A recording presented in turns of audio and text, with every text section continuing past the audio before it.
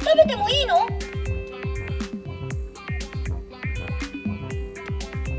サリメラ食べる？食べよね。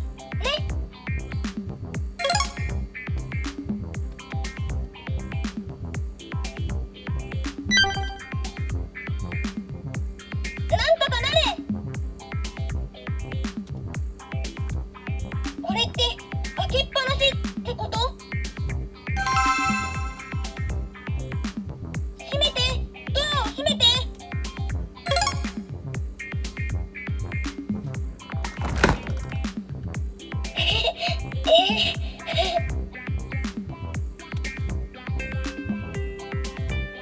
お腹すいた。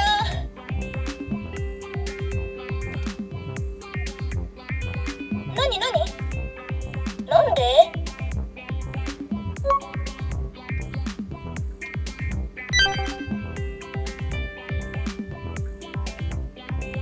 これって開けっぱなしってこと？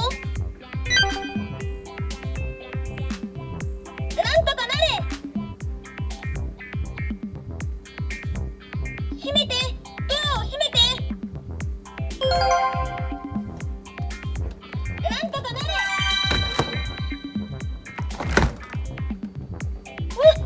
お疲れ様。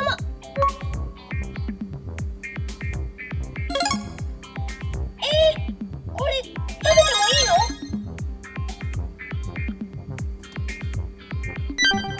サリメラ食べる？食べよね。